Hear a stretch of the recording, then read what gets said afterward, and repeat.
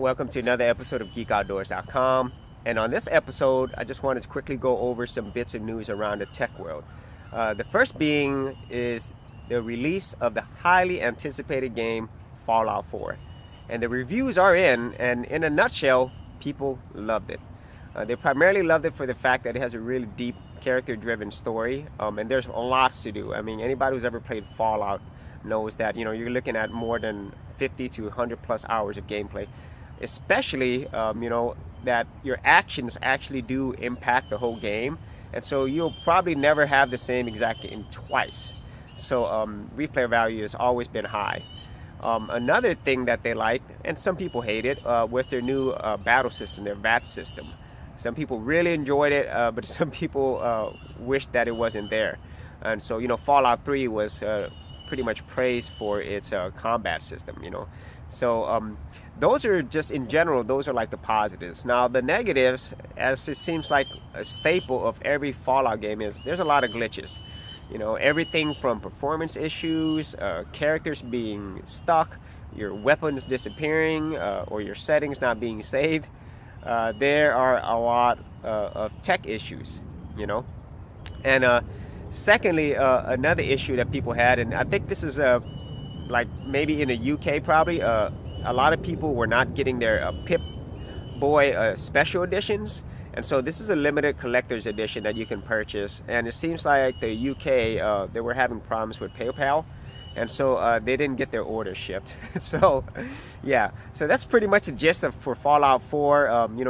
There's tons of reviews all around the internet and so forth. I mean, I played Fallout 1 through 3.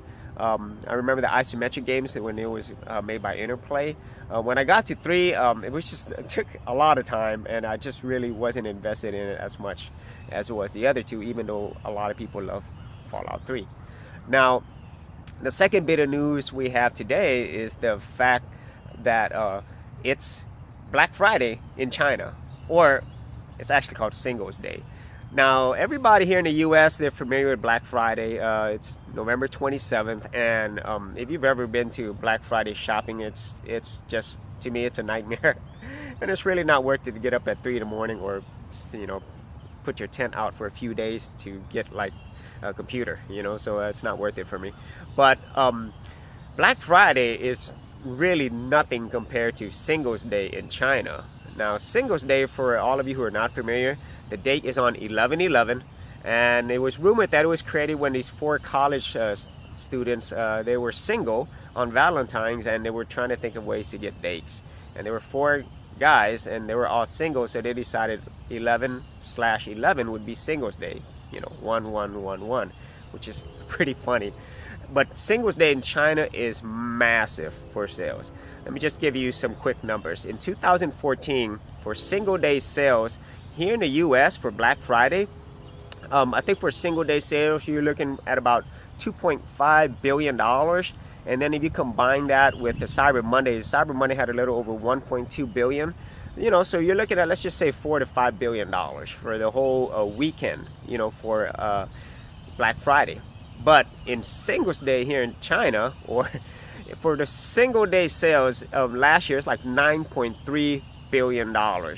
And the numbers just came out today, and it just smashed that record. They had a single day sales of $11 billion.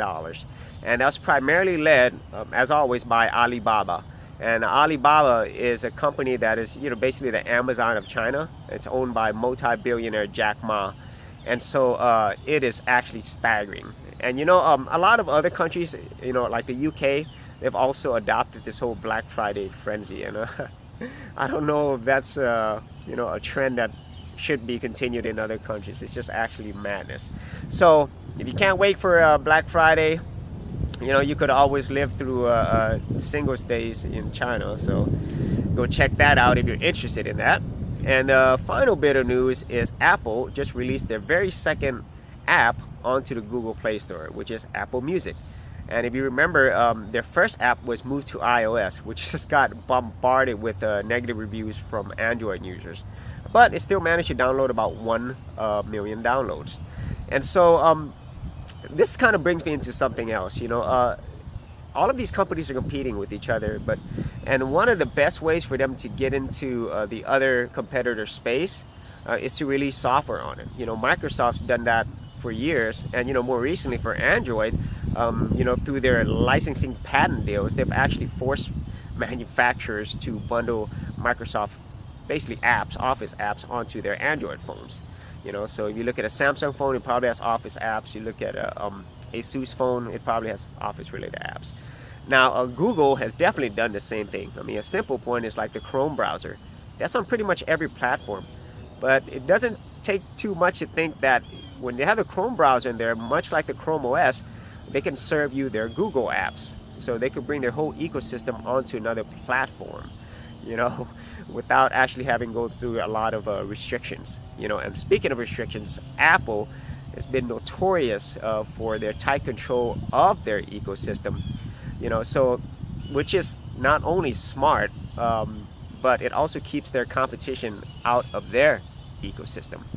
So that was just some bits of news that I just read about, and I kind of thought, well, this is probably some interesting stuff today. So if you had any ideas on any of these topics that I just talked about today, what do you think about Fallout 4, Apple, Singles Day? Leave them below. And if you like these videos, be sure to subscribe. And for the full written episode, be sure to head to geekoutdoors.com, and I'll see you outdoors on the very next episode.